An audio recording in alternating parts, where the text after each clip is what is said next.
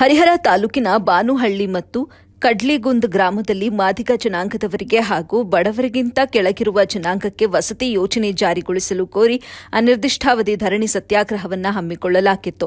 ದಾವಣಗೆರೆ ಜಿಲ್ಲೆ ಹರಿಹರ ತಾಲೂಕಿನ ಬಾನುಹಳ್ಳಿ ಗ್ರಾಮದ ಅಂದಾಜು 260 ಮಾದಿಗ ಸಮಾಜದ ಕುಟುಂಬಗಳಿಗೆ ಅತ್ಯಂತ ಚಿಕ್ಕಪುಟ್ಟ ಗುಡಿಸಲಿನಲ್ಲಿ ನರಿಕೆ ಮನೆಗಳಲ್ಲಿ ಅನಾರೋಗ್ಯಕರ ವಾತಾವರಣಗಳಲ್ಲಿ ಕಳೆದ ಹಲವಾರು ದಶಕಗಳಿಂದ ವಾಸ ಮಾಡುತ್ತಿದ್ದಾರೆ. ಆದ್ದರಿಂದ ಕಳೆದ ಜೂನ್ 6ರಂದು ಬಾನುಹಳ್ಳಿ ಗ್ರಾಮದಿಂದ ಹರಿಹರದ ತಾಲೂಕು ಕಚೇರಿವರೆಗೆ 12 ಕಿಲೋಮೀಟರ್ ಗಟ್ಟಲೆ ಎಲ್ಲ ನಿವಾಸಿಗಳು ಪಾದಯಾತ್ರೆ ಮಾಡಿ ಅಧಿಕಾರಿ ಮತ್ತು ಜನಪ್ರತಿನಿಧಿಗಳಿಗೆ ಆಗ್ರಹಿಸಿದರು. ಸಮಸ್ಯೆಯನ್ನ 1 ತಿಂಗಳಲ್ಲಿ ಬಗೆಹರಿಸುವುದಾಗಿ ಅಂದಿನ ತಹಶೀಲ್ದಾರ್ ಪೃಥ್ವಿ ಸಾನಿಕಂ ಭರವಸೆ ನೀಡಿದರು. ಆದರೆ ಈವರೆಗೂ ಕೂಡ ಅವರು ಈ ಭರವಸೆಯನ್ನ ಈಡೇರಿಸಿಲ್ಲ. ರಾಜ್ಯ ಸರ್ಕಾರ ಹಾಗೂ ಸಂಬಂಧಪಟ್ಟ ಅಧಿಕಾರಿಗಳು ಸರ್ಕಾರದ ಯೋಜನೆ ಅಡಿಯಲ್ಲಿ ಬರುವ ವಸತಿ ಸೌಲಭ್ಯ ಒದಗಿಸಲು ಆಗ್ರಹಿಸಿದರು.